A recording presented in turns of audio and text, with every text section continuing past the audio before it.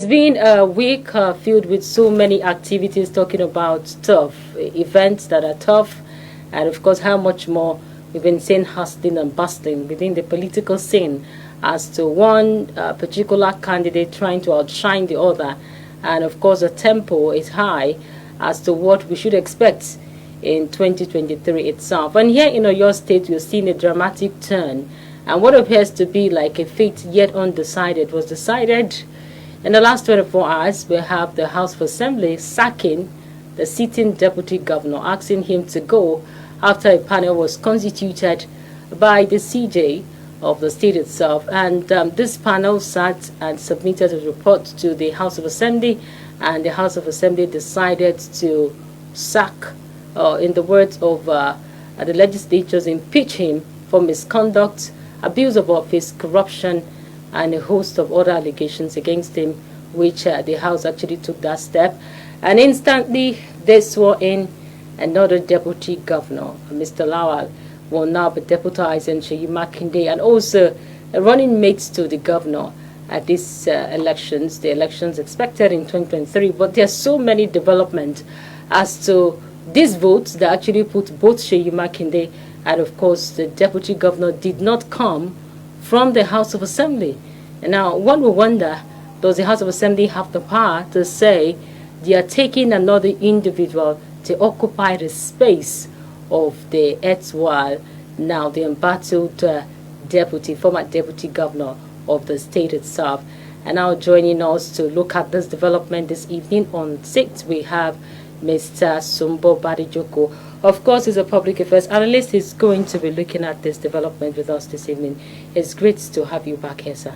It's great to be here. Good evening. All right. I'm sure that you've watched so many developments as to this development itself. But before we go into discussion proper, let's take this. We have a particular pronouncement coming from the House of Assembly that actually sacked the former deputy governor and ensure that the new one is brought in. Let's just listen to the Speaker of the Oyo State House of Assembly here. General Folaniyan stand removed from the office with effect from today, Monday, 18 July 2022. Those in favor that the House do adopt the recommendation in this report, say aye. Aye. Those against, say nay. The ayes have it.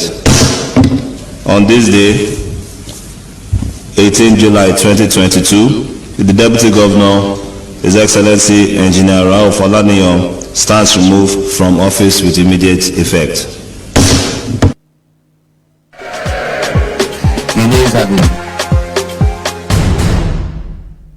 Sad day for the former deputy governor there. And of course, Mr. Sumbo, you saw that development. And how much more there are a lot of controversy as to this. But for the party, there is no controversy. They don't want him, and they feel that he has abused his office. But ordinarily, does the State House of Assembly have the power to swear in instantly another person to actually occupy the seat of the ex-deputy governor here, given the fact that they had gone to the polls under what appears to be one ticket of Seyi Makinde and the former deputy governor. And now the House is deciding to derobe him of that particular vote being given to them because this is a joint ticket. And now they've derobed him and brought in somebody to occupy that particular vote he was able to secure with Seyi Makinde at the last elections. What do we make out of this? Well, they've acted within the purview of the law. The law actually provided for or empowered the State Assembly to impeach the governor or the deputy governor, following the procedures as stated or stipulated by the Constitution, which I think they followed reasonably. Whether accurately, that's another subject for another debate, because the last day, it wasn't supposed to be a voice vote. It was supposed to be a secret or a casted vote, which would be counted, and 2/3 of the members must vote yes to the adoption of that recommendation of the panel. But it's just the ayes and nay pronouncements, which a little bit, that's the only flaw that I see there. But setting up of the panel, moving a motion before setting up the panel working within this particular speculated period. The law provides for 90 days. It doesn't mean they have to exhaust the whole 90 days. They could do it within a week. They could even do it within a day, provided there are ample evidence and all of that. And he's supposed to appear before the panel. Whether or not he appeared before the panel, I can't give that accuracy here. But the law also make provision. If you cannot appear, this he can send his lawyers. But he will be given due notification, and he is supposed to appear either personally or through his representative. That's the lawyers. But let's look at what the ex-deputy governor, because you mentioned him appearing before the panel. He said he never had his day before the panel because he had told them that there was a pending suit that he's actually pursuing at the Court of Appeal, and was wondering why the hurry of the panel. It was hurriedly, according to him, constituted by the CJ, and they invited him. He was telling them, give me more time because I still have other legal issues to pursue in this regard. But they went ahead and decided. Now, he felt that this is actually a witch hunt. That's what the ex-deputy governor is thinking, that some interest within the political party wanted him out at all costs. Do you see it in that light? Of course, he is no longer a member of the party. Yes, I got elected on the joint ticket with the governor, but he has since resigned his membership from the party. And you know, courtesy of previous Supreme Court pronouncements, the vote is to the party, not the individual. So could he have remained in the party with the kind of things he had to face? He's a politician. In politics, once you are dealing with a principle, you have to be loyal to that principle, whether or not the person is doing the right thing. The moment your loyalty is questioned or is questionable in a way, then you are giving the principal the liberty to orchestrate your removal. And that's exactly what happened. I would have expected him to just resign and save himself from this embarrassment and all this stress of going through the court and all that. Because there's no way, the moment he pronounces resignation from the party, from the APC, the PDP, the PDP, okay, and moving to the APC, it was obvious that his days are numbered. But let's look at even the popularity of deputy governors in Nigeria. The wife of the governors are even more popular at most times than the deputy governor. It's like they just follow, and sometimes it's very difficult for you to actually know the names. Like, they were actually cracking a little bit of sentiment among young persons that there was a point in time, they asked some young people, who is the deputy governor of Oyo State? And they said at that time, Florence Ajimobi, and it became an issue that, you know, somehow, even if you look at the Seyi Makinde administration, and also let's go to River State, Wike, you know, you keep wondering, who are the deputy governors? Have their roles been so limited to the extent that even the wife of the governors are more prominent than them? Shouldn't there be like a yardstick to say, this is what the deputy governor is going to be doing, in spite of the fact that this is a joint ticket? It's not only the governor that won this election, it took two of them to mobilize, to consult, to ensure their victory at the polls. Shouldn't there be an instance of saying, this is what you will be doing as a deputy governor, so that you won't be seen, you know, being in office like you never existed? Well, that will be subject to constitutional amendment. But as the law is now, they don't have much role to play. They are as relevant as the principal wants them to be.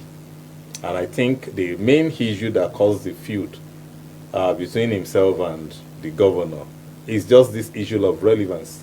You know, being a civil engineer, being a former civil servant, getting to the peak of his career, having much experience within the bureaucracy of the government.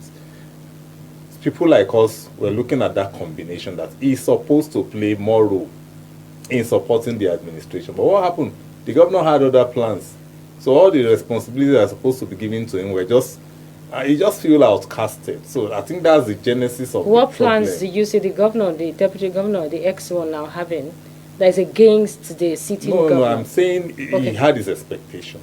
Okay. For instance, looking at the combination, I do not expect the state to appoint any commissioner for works. Going by the background of the deputy governor. He's supposed to just be supervising the ministry. One, that will save costs. Two, his experience will be useful because he had once headed the Hoistroma, that's the road maintenance agency of the state, which is usually in charge of direct labor contracts or maintenance of the road generally. Look at the state of the roads now. And now the same governor that refused to give a qualified engineer that responsibility is now giving the same responsibility to a lawyer to now be doing. That's the new deputy governor. So that's why I'm saying that when you look at the whole thing from the background, you know that probably because they were both aspirants build up to the election, it may not really be too comfortable having him around. That's why he may decide to just relegate him to the background. When you don't saddle your subordinates with responsibility, you are making the person redundant and less relevant. And of course, this is politics. It is democracy. No politician wants to be irrelevant either in government or within the political party setup. So these are the feelings. That's just the way I see the deputy being a victim of. But when you are tied to an office by virtue of an election, you would want to see it from the perspective, okay, I still have a joint mandate. But he could have just absorbed the heat till he served out his tenure. Decamping was the mistake he made because it was bad timing. You could do anti-party and nobody would know. After all, politics, they say, is within you, as the Yorubas will say. The real politics is inside. You don't reveal it. You hold on to whatever your decision will be kept to you. It is when you are about making that decision that it will be known to people. So you could just maintain your position, pretend all along, serve out your tenure, because how would the governor go into a primary election and not picking the deputy as his running mate?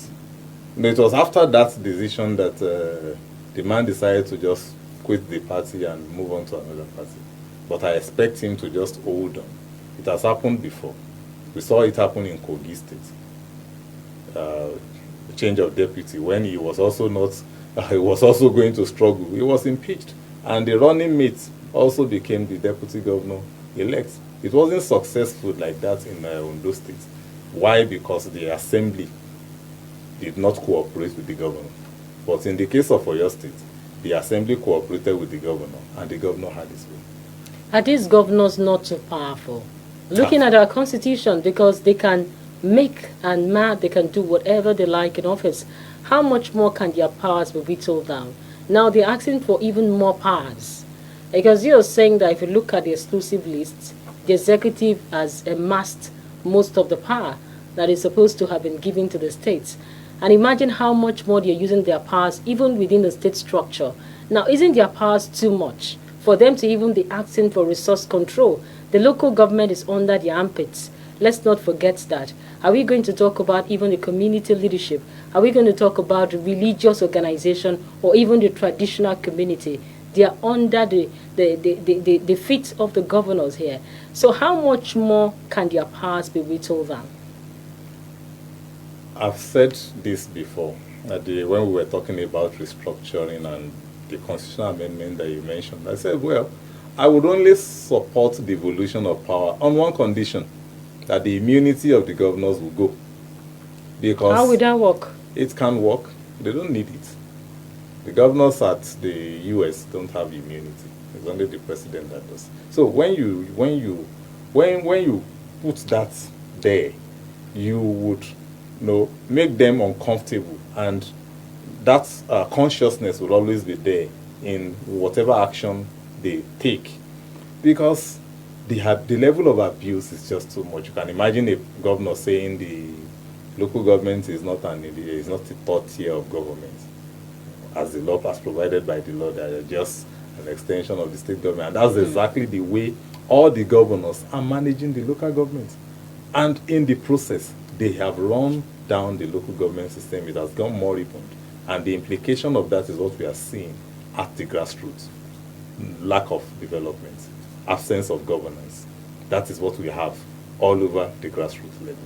Because tier of government that is on ground, that will know the need of the people in the environment, is not allowed to operate freely.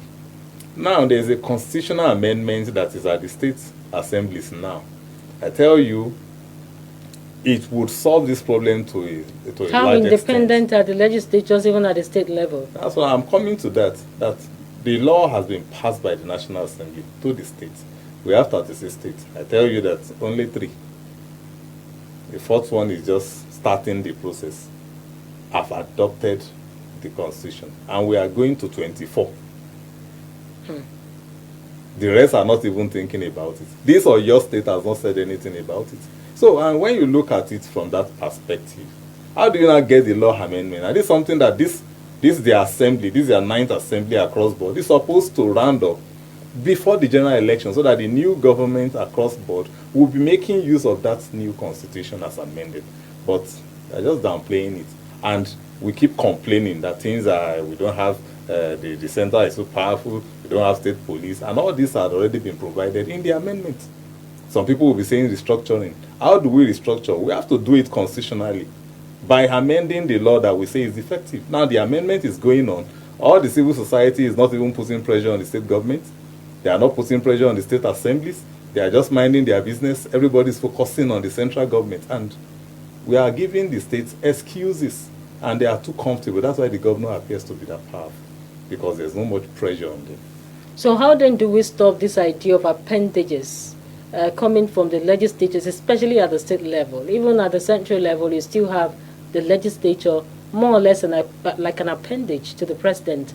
Now, how do we stop that charade? Because if you look at the state legislature, it's like they obey whatever the governor says, and in most instances. Well, for that of the National Assembly, they are just doing what they like. They are protected by the law. They are not at the mercy of the president. Then what about the ESCOs? To get their funds. What about the ESCOs? That's what I'm saying. That's How why did the they president emerge? always, they are always interested in who becomes the principal officers of both the Senate and the House of Reps. Why? Because the principal officers, they are like the ESCOs, they are powerful in a way, and they determine who gets what and how they get it within the chambers. So they will be at the mercy of those principal officers, and that's why they use that power that they have within the legislative arm to kind of blackmail or hold the other members to ransom. We've had cases of uncooperative member being suspended for some certain number of legislative days because they decide to go contrary to what the general members of the House are the direction that they are going. So, but they can choose, like we saw in the 8th Senate, to really do the right thing on their own and not just be an appendage of the executive. But at the state level, it is not so. Even when part of the reason why most of them may not have signed, put the pressure on the assembly, is because part of that law will grant autonomy to both the state assembly, the state judiciary, and the local government. I was also going to the state judiciary. You understand? And the because local they actually do whatever the activity of the governor wants. Because they are mercy. The governor still determines what they get in terms of funds. And government they need funds to run the chambers, even the judicial arms. You can see what had the way and manner the former CGN was forced to resign because he was shortchanging the judicial arm. And they have to come. This is the Supreme Court. We are not supposed to be lacking this, and then what is happening to the money? So the same thing is at the state level. But they can cry out, but the judiciary at the state level cannot, because the governors kind of superintend over everything and they are helpless. But what will liberate them is still within their hands. I hope they would just see it from that angle and do the needful. And so one would now wonder, what yardstick did they use? Because the panel was actually raised by the CJ of your state. Now it's being accused, that's the ex-deputy governor, accused of actually mismanagement of his office, corruption, and of course abuse of office, and a host of them. Now, the aspect of misconduct, what yardstick did they use as a matter of fact? Because these are people, more or less, from your analysis, also play a huge role, like stooges, if I have to use that word, of the sitting governor itself. Now, what is the yardstick they used? Was it, would we say it is transparent enough? Would we say the level of accountability is something that can be tested thoroughly, even when we take it to the legal environment itself? What exactly would you say is a yardstick that determined the sacking of the governor itself?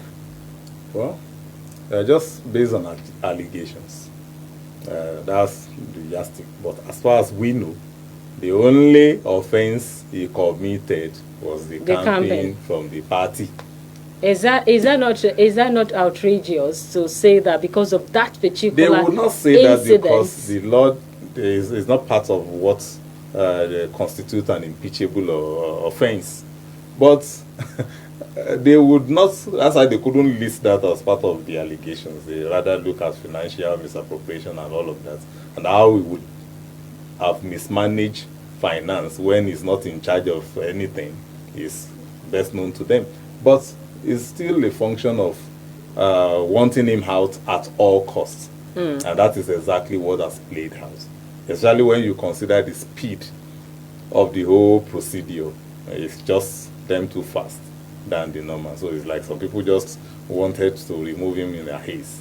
And the man too wanted to buy more time or waste more of their time to embarrass the government a little more. But I would have just expected him to resign and just be able to concentrate and move on with his life. Now, Seyi Makinde was saying that the position of a deputy governor must be held in trust. And now trust in the extent that you must be able to trust your deputy. Now, from what he's saying, under all indications that the ex-deputy governor was not somebody he could trust. And that's why, because he said that as a matter of fact, and now that's why he had to go. Now, where do we place the position of trust when we have instances of joint tickets? These are people who have been saddled with the responsibility of actually looking at the state level, making the state work. And now he talked about the position of trust. Trust in what extent now? He's actually referring to both his office and that of the deputy, that they are both position of trust. So, I mean, entrusted on them by the people of the state. And, you know, it was a mandate given to the People's Democratic Party. And the moment you are excusing yourself from the mandate, that means you are betraying the trust of those majority of voters that has voted PDP in with you on the ticket alongside the governor. That is what the governor is saying by extension, not really the trust between the two of them. It's just not really referring to that, but it's actually referring to that, both himself, he included himself in the statement, that both of them are, we are holding these offices on behalf of the people. So they have entrusted these positions in us, and we are supposed to live up to expectation. So he's saying that the deputy has not lived up to expectation, so he's advising the new one not to follow the same line. That's why he had to go along that route, and more or less giving an advice to the new deputy governor. Now, Olaniyo appears not to be satisfied as the ex-deputy governor with the impeachment process, meaning that he could still go to courts to actually challenge this. And now, I said something initially, but you said they must have followed constitutional procedures to actually impeach him. Now, the people had voted for a joint ticket. And now you're taking that the vote of Olaniyo in the last election which produced Seyi Makinde as a governor. Has it been voided, or has it been taken to the new deputy governor now sworn in with immediate effect? What happens? Is that not too complicated? There cannot be vacuum in government. The moment the one stands impeached, there must be a replacement. And as the procedure is going on, of course, the designated replacement would also have been prepared. So, in order not to be vacuum, the moment the other one stands impeached, the new one, or the designate, takes the office. That was exactly what happened. They could do it the same day if there is time. They could do it the following day. They could decide to postpone it for a week, maybe to clear ground. But look at how this thing played out. The man was moved from his office, original office, to the Ministry of Environment. When that means it's already out, far away from the seat of power. The city of power, because whatever is going on within the governor's office, he can't see anything. The Ministry of Environment is a bit distant from the formal office, which is more or less within the same complex with the governor's office. But now going far away, even at the very one corner of the secretariat complex, that's the first move, which means he was no longer attending council meeting or executive meeting, which the state don't do often. So unofficially he has been taken off the seat for a while. So at that point, I expect him to have resigned. But the Nigerian way of doing things, resignation is not in our culture. Only few people have done it in our history. The last set of people were the ones forced by the president to do it of recent. But only few have done the right thing, resigning when the heat is too much. Just bow out to save yourself stress and embarrassment. Well, let's look at the structure that produced Seyi Makinde. Let us cast our mind back to that election. Individuals came together, talking about politicians. They abandoned their own aspiration to join the Seyi Makinde movement because they wanted a change from the APC government to another government, which Seyi Makinde appears to be standing out of all other candidates. And they formed a kind of union to actually produce him. Now, for picking a deputy governor, wouldn't we say that that particular panel structure that produced him should have been the first thing you should think about in terms of that opportunity of a deputy governor? The likes of Lanley may have left or have left that particular joint assembly which actually produced Seyi Makinde at that time. But I think a few of them are still available. How come the governor looked away from this particular individual who stood strong, left their own aspirations, and ensured that they won that election against the APC as at then? Why didn't he pick from these particular people who had gathered then to ensure his victory? And he had to go and pick somebody from a corporation, a housing corporation, to actually be his deputy governor. Do you see that structure broken down totally, and that's why he's not doing that? No, it's not just in the housing corporation. It's also a commissioner within the cabinet. But was he part of the arrangement? He must have been. You don't put an outsider in such position. He must have been part of the arrangement. Are we sure arrangement. about that? He must have been part of the arrangement. And he must have also been loyal to the governor's camp. He must have been a prominent member. Then permutations is from the same area as the immediate past deputy governor. So in order not to make the people of that area feel aggrieved, so you have to pick the replacement from there. And if it's the only available option, then... So why did the likes of Lanley left that particular arrangement that they had then? No, they were heavyweight politicians, and of course there's a limit to what they can accept from the states. It was a bad move on their own part.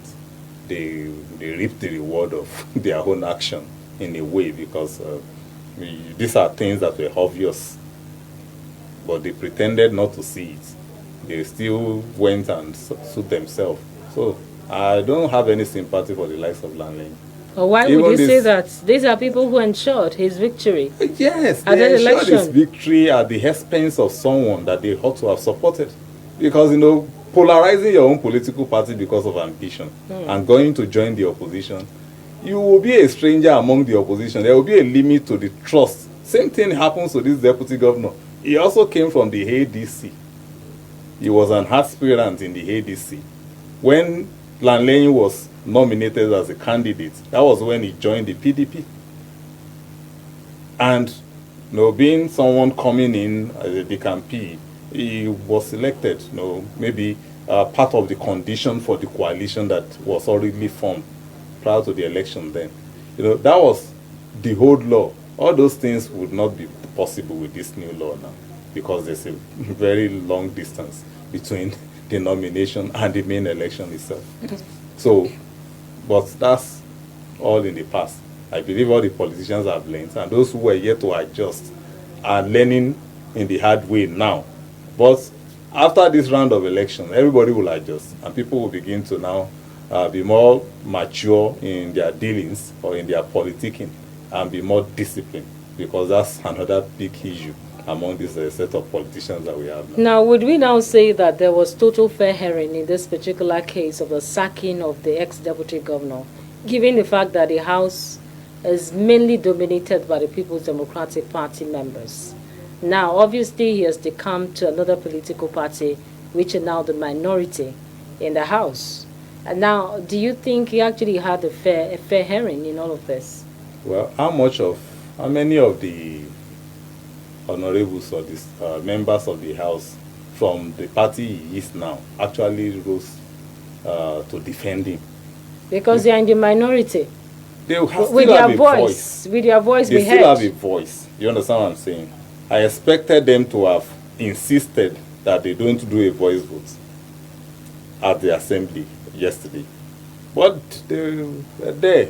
And that was why the former deputy was alleging that they were all bots, that the governor used money. Are they playing opposition while they're in another party? That the governor used money to buy them over so that they would join the impeachment procedure. So all these are allegations which the deputy still have the right now to approach the law courts to prove his case there.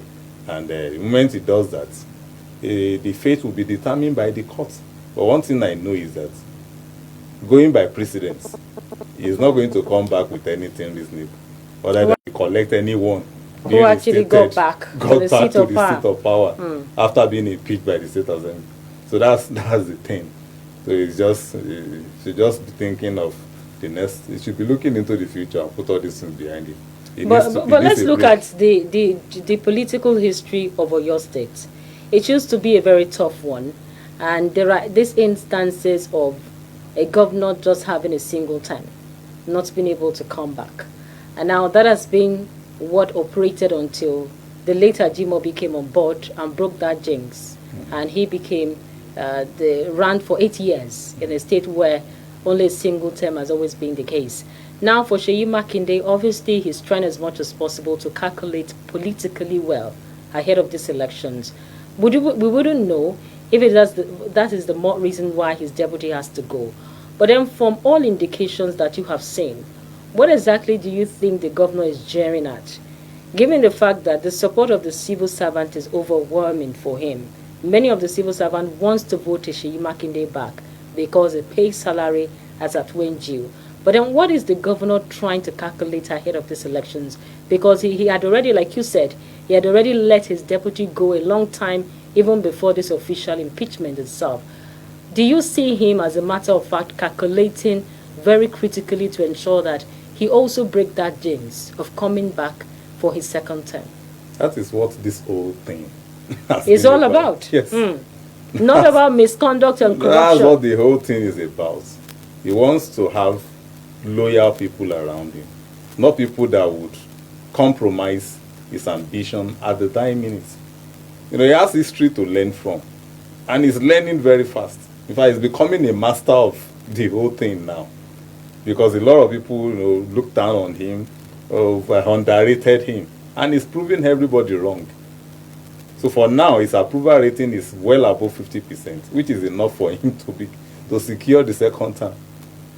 Except he now begin to do something wrong, which I don't see him doing anyway, because the noisemakers are with him, which you mentioned, and those are the ones that would really echo his candidature, market it to the heart of the entire indigenous of Oyo State, and secure his second term for him. But that is 7 months away. It's still a very long time. 7 months is like yesterday for tomorrow for a politician. In politics, 7 months is like 10 years, because 24 hours is a long period in politics. Anything can happen. Oh, okay. Anything can happen. You can ask Benkele. Benkele Mess. Yes, 48 hours to the election, he never believed he would lose. But within that 48 hours, a lot of intrigues, a lot of permutation, a lot of underground alignment took place, which prevented him from being elected. So we're not talking about 7 months. If the APC will just get their acts together, because a lot of people have written them off now, including the governor. That's why even with the Folarin. forget that. Folarin has been told the truth. That guy, go and mend fences. These people that are following you about cannot elect you to be the governor. You need to reach out and build network. All those that you've allowed to leave the party, find a way to get them back. And even those who are... Even the likes of Peklemes here yes, should come back. Well, he may not come back because he's already a substantive candidate of a political party. But he may step down his ambition like we had in Osun State. You understand? Going into the election. But that Osun State is still baffling me because let's digress a little bit. Because you talked about some of the candidates just appearing for appearance sake. They had actually gone behind to support the PDP candidate here. Yes. And of course, you're also looking at a similarity of that happening also in your state. Well, how is that possible? Why would you go to a contest? Meanwhile, you know that you've already pulled out of that contest and still went ahead to be part of the process to get 0 votes. Does that really make sense? It's part of politics. You look at it, you evaluate your chances, it's very slim. And you look at the next neighbor and you calculate, okay, if I align with this person, who will get the office, I get something in return, than going all alone and losing out completely. Simple logic. That's what happened. That's what happened. And in the case of Oyo State, it's going to be history repeating itself if it plays out like that, because that was what brought Seyi Makinde to office. Some candidate decided to step down their ambition and align with him, and that's why he became more popular than the ruling party's candidate 4 years ago, 3 years ago now. So it's not something that is new in politics. It's always happened. So you feel that Even the at the Labour national Party, level. you felt that the Labour Party, the ADC, collapsed their structure for the PDP at the last election in Osun State? Of course. Even some aggrieved members of the APC. I have facts. I have contacted people on ground and they've really let out the secret. Even the governor-elect confirmed some of these things in an interview on Sunday. So it's no longer a secret. So whatever the other politicians are, whatever lies they want to be saying, they should just be deceiving themselves. Their secret is no longer hidden because the governor-elect has exposed what happened, how he emerged. And he is thankful to them and the people of Osun State that, of course, also fall along, and some monarchs too compromise in his favor to get the governor house. So when that is, by the way, it has been done. We wish the governor-elect well and a successful administration, as well as the people of Osun State. It actually takes us back memory lane too. That was what happened for Seyi Makinde when he wanted to rise to power. But now, can that same thing happen for him at the next elections, given the kind of political permutation? We are removing the civil servant here out of the picture. Let's look at politics here. People actually collapsed their structure to ensure that you emerged. Do you see that repeating itself among those warring groups now? It was a coalition that was never sustained. Many of the members of that coalition, apart from maybe the likes of Ladoja, that still have this cordial relationship that we see in the papers sometimes. What is happening to that coalition? Do you see that happening again? And in spite of how much more he's calculating ahead of the elections itself. Well, the coalition had gone extinct. What we have now is a robust Seyi Makinde camp wanting to go alone. And how robust are they? No, political-wise. He also wants some people. For instance, Tegbe was an aspirant in the APC the last time. He's with the governor now. We may see him as not that popular, but at least the name is an household name as far as Ibadan is concerned. So, and some other people too have also aligned with him. Some prominent member like, what's the name of this? Okay, I guess we have a caller. Yes, hello, good evening, please. All right, I guess I was wondering if you have a caller on the program. Well, the numbers will be on the screen. It's interesting to have callers this evening, but I guess the numbers will be on the screen for you to actually make your calls on the program this evening. Our time is actually running, but then we're still looking at the kind of political drama that we've been seeing, your state here. And of course, all the permutations are geared towards the 2023 elections. Now, let's look at the fact that we are learning from other elections. Ekiti, the staggered elections, now talking about Ekiti and Osun State. Now, for your state, they have a kind of voting pattern. And of course, he's been able to capture Okeogun, because most times it's always a case of if these people are not represented within the governance structure, the state may not, or possibly that particular political party may not win at the end of the day. What will happen for other opposition in the party? Because if you look at Seyi Makinde, the ex-deputy is from Okeogun, and obviously the new one is also from that particular area of the state itself. What is the thing the opposition are going to do to outshine some of because you said anything can happen in politics. Now, what are some of the things that they could be careful about because of the way your people see politics? They could change overnight, like what we saw with the case of Beklemes, and they decided to say they don't want him. And of course, many people saw it as a protest vote. Now, do we see that as a major tax, especially for the opposition here, in terms of planning ahead of the bigger picture? It is a major tax. But fortunately for them, they have enough time.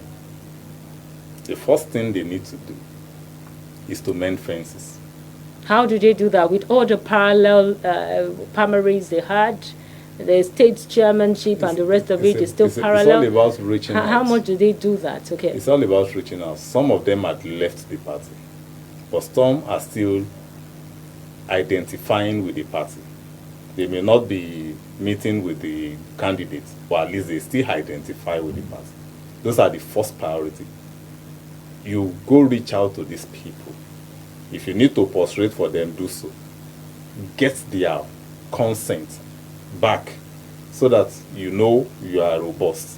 Now, as a larger body, when you see that, naturally, outsiders will now begin to say, okay, like these people are becoming serious. I can join them now. But a house divided against itself cannot stand. Okay. So they need to, first of all, look inward. I believe they would have learned from Osun, because APC never expected to lose Osun State election. Even those who predicted, also, only few people gave the governor-elect a high chance of winning.